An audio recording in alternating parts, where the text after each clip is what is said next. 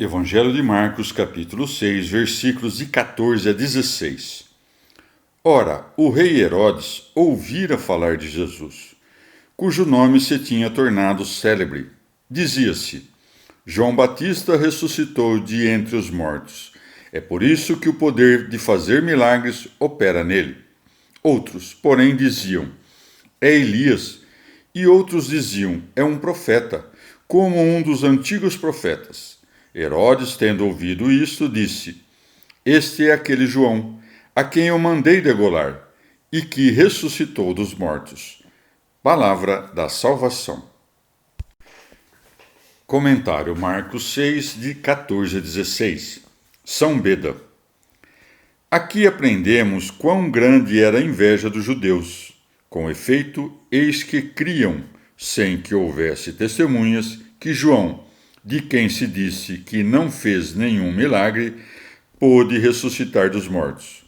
Quanto a Jesus, que fora aprovado por Deus com poderes e sinais, ele, cuja ressurreição pregavam os anjos, apóstolos e as mulheres, os mesmos judeus, preferiram crer que não ressuscitara, mas que fora furtivamente retirado do sepulcro.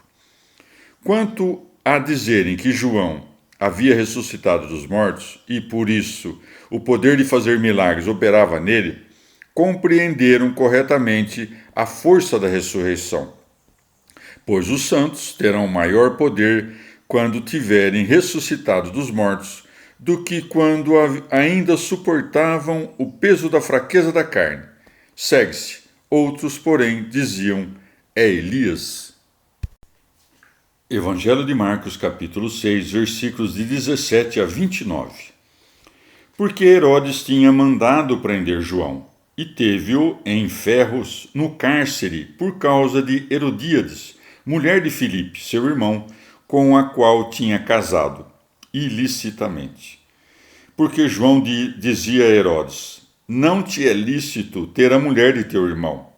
Herodíades tinha-lhe rancor e queria fazê-lo morrer, porém não podia, porque Herodes, sabendo que João era varão justo e santo, olhava-o com respeito, protegia-o e, quando o ouvia, ficava muito perplexo, porém ouvia-o de boa vontade. Chegando um dia oportuno, Herodes, no aniversário do seu nascimento, deu um banquete aos grandes da corte, aos tribunos e aos principais da Galiléia.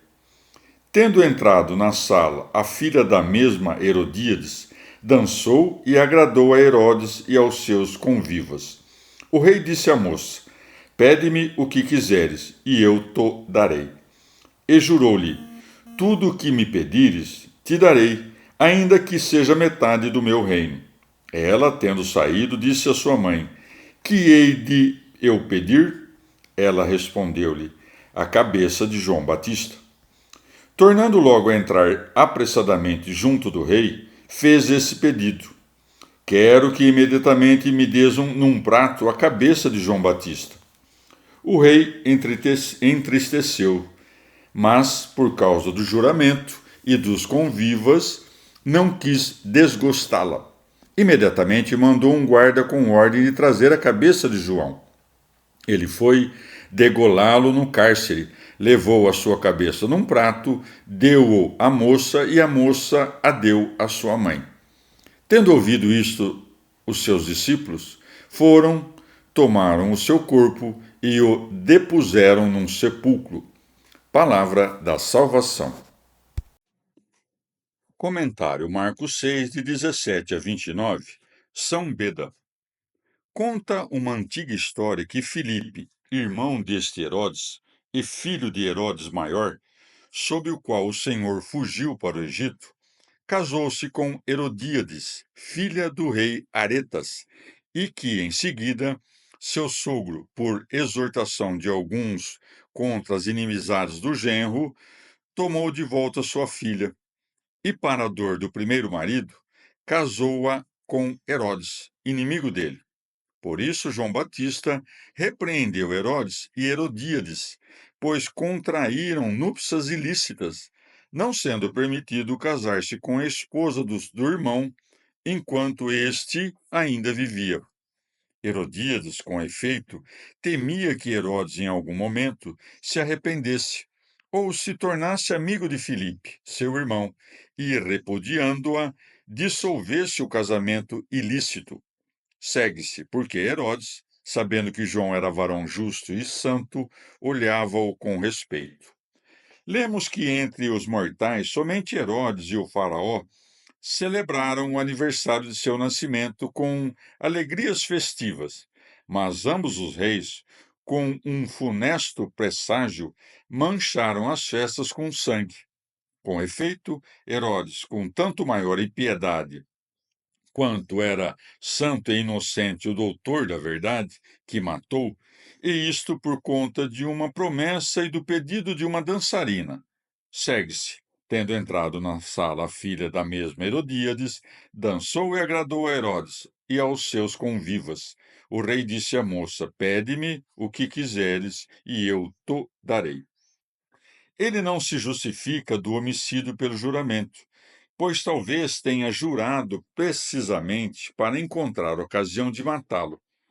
E, se ela tivesse pedido a morte do pai ou da mãe de Herodes, ele de maneira nenhuma tê-la-ia concedido. Segue-se. Ela, tendo saído, disse à sua mãe: Que hei de eu pedir? Ela respondeu-lhe: A cabeça de João Batista. Como digna recompensa de uma dança, pede-se a digna recompensa de sangue. Segue-se, tornando logo a entrar apressadamente junto do rei, fez esse pedido. Quero imediatamente me des num prato a cabeça de João Batista.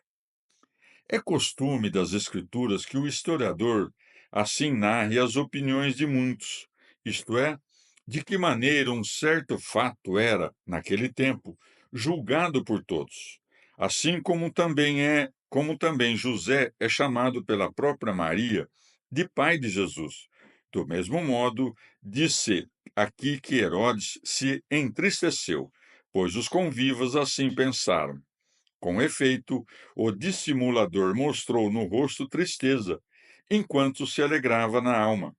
E ele justifica o crime com o juramento, de modo que, sob ensejo de piedade, se fizesse ímpio. Por isso se segue. Mas, por causa do juramento e dos convivas, não quis desgostá-la.